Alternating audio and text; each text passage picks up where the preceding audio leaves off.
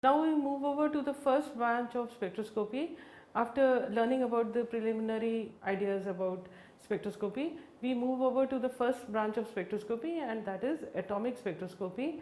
And in this module you will learn about Bohr's theory and the spectra of hydrogen and hydrogen like ions, how he interpreted that and what were the problems with his solution. So we will first talk about the learning outcomes of this module, and then what is a spectrum, an introduction to atomic spectra, the hydrogen spectrum, Balmer series, and this is historically the first series that we learnt about, the Rydberg formula, then Bohr's theory, what was his model, what is line spectra, and how do we interpret multi-electron atoms, and then we will give a brief summary. So the learning outcomes of this chapter are, you will learn about the important ideas of Bohr's theory of the structure of atomic hydrogen, review the experimental observations of the atomic spectrum of hydrogen, and this is what led to the birth of quantum mechanics. First, what is a spectrum? Now in spectroscopy, we are interested in the absorption and emission of radiation by matter and what happens afterwards. So a spectrum is the distribution of photon energies coming from a light source. We want to find out how many photons of each energy are emitted by the light source, and spectra are observed by passing light through a spectrograph. What does it do? It breaks the light into its component wavelengths and spreads them apart. This is dispersion, and you use either prisms or diffraction gratings for this. And we also know that the absorption and emission of photons are governed by the Bohr condition, that is delta E is equal to h nu. These are primary ideas that you have already learnt about, and this is just a recap of all that. This relation and the prism or diffraction grating, whatever you use to split the light, and this gives us the tools to look into the inner workings of atoms. Now not only look at their size, but also you can determine what are their internal energy states, and this happens by first giving them a dose of light and see what happens to this light, examine the nature of the light that comes out. Now this is the utility of spectroscopy, is that suppose the light that comes out is spread over all the wavelengths, then you will not learn anything. But what you find is that there are lines that are there, and these lines tell us something about the energy levels that are there in the molecule that you are studying. So these studies helped us in understanding modern atomic theory, and this is what we will talk about. Our topic today is atomic spectra, and what I want to emphasize is that they are line spectra. We just said that electronic spectroscopy of molecules consists of broad lines, but in atomic spectroscopy what you observe is line spectra, although they are also slightly spread due to the Heisenberg uncertainty principle. But the peaks are sharp, because in atoms you cannot have vibration or rotation taking place, so only electronic transitions are possible, and in molecules the spreading of the band is due to simultaneous rotational and bibrational energy changes. Now molecular spectra are very complex, so that is why we start from the simplest, the atomic spectroscopy, where only electronic transition can take place. And from this figure you can see that for molecules you have so many, it is very complicated, but for atoms, atomic spectra of hydrogen is much simpler compared to the molecular hydrogen, that is H2. So when you look at the hydrogen spectrum, you find that there are discrete lines, and this is what is shown in this figure, that there are lines. Scientists had observed that hot atoms or atoms in an electric discharge, they emit light. Now when you view it in a spectrograph, the light that they observed, it appeared as a series of discrete lines, and each element had its own lines. You do not get continuous curves like you saw in the case of black body radiation. So the line spectrum of atomic hydrogen, we see that there are different lines which are there of atomic hydrogen, but for any other element it will give you different lines. Historically all this was first seen in the Balmer series, and the Balmer series is observed in the visible region, and that is the reason that this was the first line that was seen. In 1885, Balmer analyzed the hydrogen spectrum. this they had already observed, the scientists, that hydrogen gives its characteristic spectrum consisting of discrete lines, and he found that the hydrogen atom emitted 4 bands of light, and these were all within the visible spectrum. As I said, the Balmer series is in the visible region. So these were the 4 wavelengths that he observed. 656.2 which falls in the red region, 486.1 which falls in the blue region, 434 which is in the blue violet region, and 410.1 which is in the violet region. Now these are shown in this figure, and he said that the when he plotted 1 by n square, where n is equal to 3, 4, 5 against the frequency, what he found is, or the wave number, what he found is that he got a straight line. And here again we have used the curved cap over nu because we are expressing the frequency as wave number, and this is how the straight line that he obtained was is shown in this figure. Now he tried to derive a formula for the straight line, and what he found is that the frequency is equal to, in terms of second inverse or Hertz units, it was equal to a simple constant multiplied by 1 minus 4 by n square, and n could take on any integer value starting from 3, 4, 5, anything. Now if you express in centimeter inverse or in wave number, you can also write it as nu with the curved wavy arrow is equal to 109680 multiplied by, within brackets, 1 by 2 square minus 1 by n square, and now it is expressed in centimeter inverse. So this is the visible emission spectrum of atomic hydrogen. It started being called as the Balmer series. Now Rydberg then got into the picture, and he extended the formula. He said instead of 1 by 2 square, he simply wrote nu bar is equal to 1 by lambda, as we know, is equal to a constant r h into, within brackets, 1 by nf square minus 1 by ni square into, and centimeter inverse, and here n2 is greater than n1.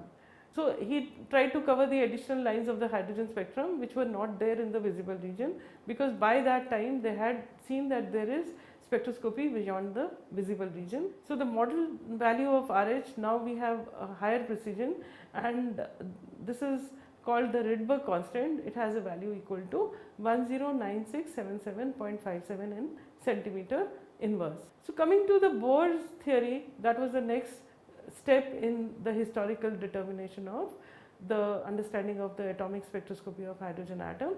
Bohr gave a model. He found that the line spectrum of atoms could not be explained by classical physics, because according to classical physics all the energies are continuous.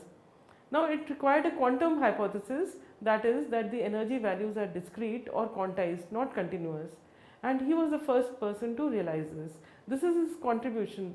Today Bohr's theory is not as valid because it was a semi-quantum theory. It was semi-classical, semi-quantum, whatever you call it. It is not the correct theory, but it marked the beginning of the quantum theory applied to atoms and molecules. He noted that the line spectra of certain elements, and he noted these values at which frequencies were absorbed, and he assumed that the electrons were confined to specific energy states. These he called orbits. These had been proposed earlier by Rutherford, but at that time he could not explain. He said that if the revolving around a stationary nucleus, then because it is constantly accelerating, because its direction is changing, it is in a circle, it will keep on losing energy and finally it will fall into the nucleus, but this does not happen. So he was not able to explain the stability of an electron in an orbit, but what Bohr contributed was that these are certain orbits which have certain specific radii. The electron is stable, it does not fall into the nucleus. So classical theory failed to do this, and here is what we have tried to show, that suppose an electron starts from an orbit, it will start going into a spiral and finally fall into the nucleus. This is what classical theory had predicted. But what Bohr said was that there are certain specified orbits having different values of n, which was an integer 1, 2, 3, and as they go out from the nucleus, the value of n keeps on increasing, and an electron can jump from n is equal to 1 to 2, 2 to 3 and so on, but as n keeps on increasing, the distance from the nucleus keeps on increasing.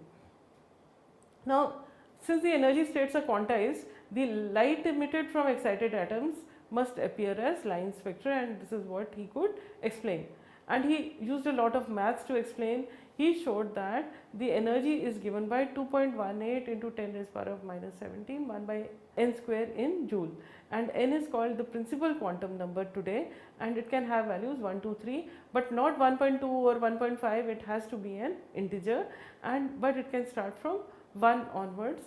The constant in the expression is called the Rydberg constant. It is expressed in joule, and you see that it has a certain specific value, and it is related to the constants which appear in the energy expression. Now, the beauty of this expression, because it is very simple, that is of course one of the beauties of this equation, that Niels Bohr was able to derive it from the attraction of an electron for a proton.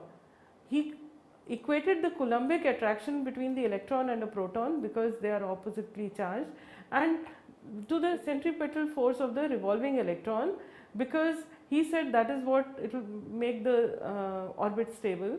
And he presumed not only that energy came in discrete states, that is n isn't continuous, it can only have integer values, but he also assumed that the angular momentum also needs to be quantized.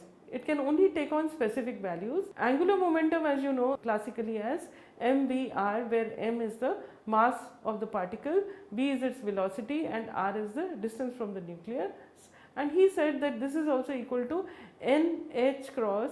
By h cross, as I said, we mean h by 2 pi, where h is Planck's constant and n has the same value. And this is called the reduced Planck constant.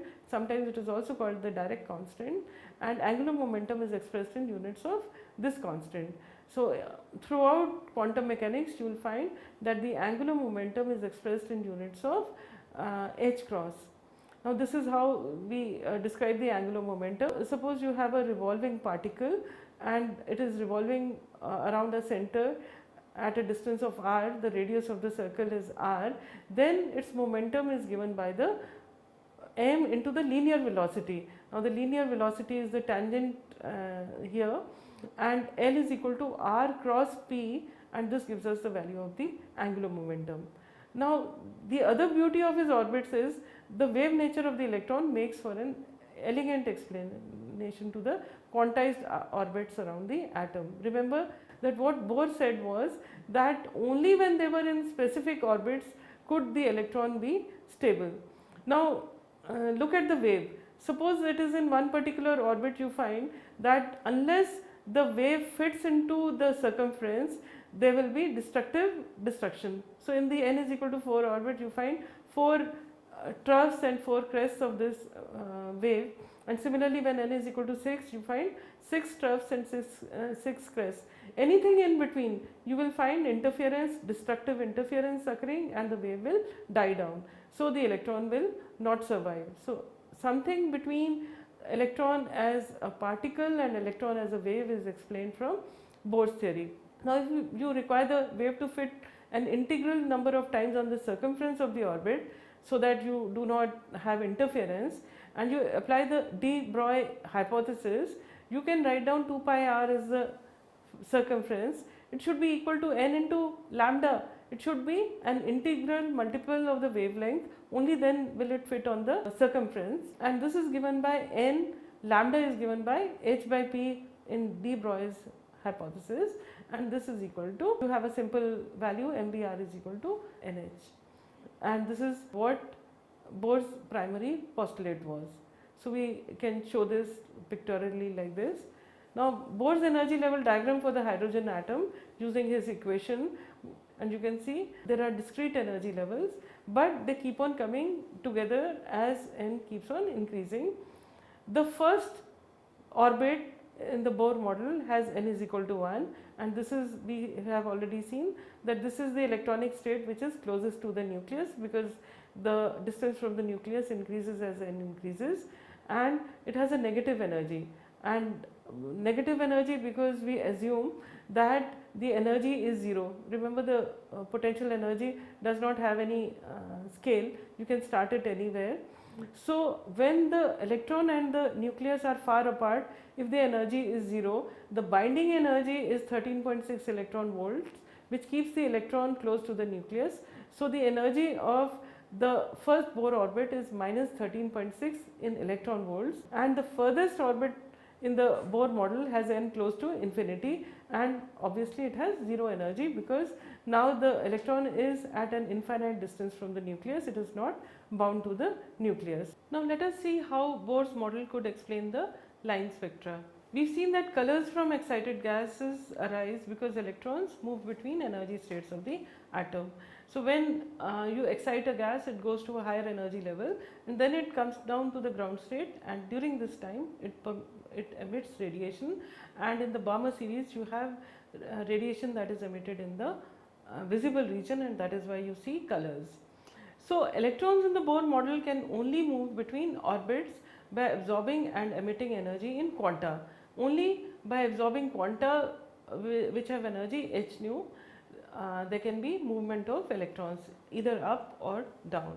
The amount of energy absorbed or emitted on movement between states is given by delta E will be equal to h nu, and this is the difference in energies between the excited state, the final state and the initial state, and this is given by hc by lambda, and you find that this is given by the Rydberg constant, and you have the same expression that we had obtained earlier, 1 by nf square minus 1 by ni square.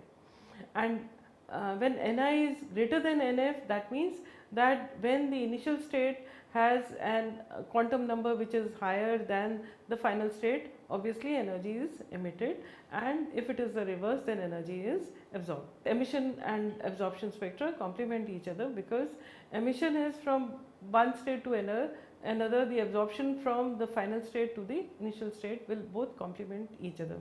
So this is a pictorial view of what happens. Absorption line spectra are like this, and emission are just the opposite of that, and if you use hot gases will emit, and at room temperature let the system absorb radiation, then it will absorb radiation. So emission spectra can be used to identify elements because we said every element has its own characteristic emission spectra, and that is why you will be able to tell whether this atom that we are looking at is an atom of sodium or potassium or hydrogen or whatever element that you are looking at. Similarly, you can also use absorption spectra to identify elements, and you can see the absorption and emission spectra of sodium, the same lines are observed. Now Bohr's development, it worked for helium ion, lithium 2 plus ion, beryllium 3 plus ion. All these ions have only one electron, and it worked for all of them very simply, similar to hydrogen, except that they have different atomic numbers. But it did not work for any other element. Higher resolution later on also showed that each line is split into two, and for sodium you can see because sodium also has one electron in its outermost shell, so it has a very similar spectrum to hydrogen atom, but there you can see that every line is actually split into two as this above spectrum is showing, but Bohr model could not explain this splitting of lines. Even for the hydrogen like ions, we've just talked about the other ions, the helium ion and the other ions which have only one electron, and they have, you remove all the electrons and you are left with only one electron when it becomes an ion. So Bohr's formula will apply there also, but the only difference is that you have to multiply it by the square of the atomic number, and Z is the atomic number of the ion. So for helium you will have to use 2 square instead of 1 square like you use for hydrogen. So in summary, in spectroscopy we are interested in the absorption and emission of radiation by matter and its consequences. The absorption and emission of photons are governed by the Bohr condition, and that is delta E is equal to h nu. Delta E is the energy between two different states, and this is given by h into nu. Only that frequency will be absorbed. Atomic spectra are line spectra because only electronic transitions are possible in atoms, whereas in molecules rotational and vibrational energy changes can also take place simultaneously. The visible emission spectrum of atomic hydrogen is now called the Balmer series, and this is the first series that was observed. Later on, other series were also observed which are not in the visible region. You have the Lyman, Balmer, Phone, all these series, and Paston series. These Humphrey series also, and these were observed later when it became known that there is spectroscopy beyond the visible. Bohr noted the line spectra of certain elements and assumed the electrons were confined to specific energy states in certain specified orbits, and these orbits were such that the angular momentum was quantized in these orbits. But the Bohr model failed to explain the splitting of the spectral lines which was observed for a similar hydrogen-like ion, sodium ion, because that also has one electron. But later on it was also shown for hydrogen atom that there is splitting of all these lines, which Bohr was not able to explain. It was later developments which explained why this splitting takes place.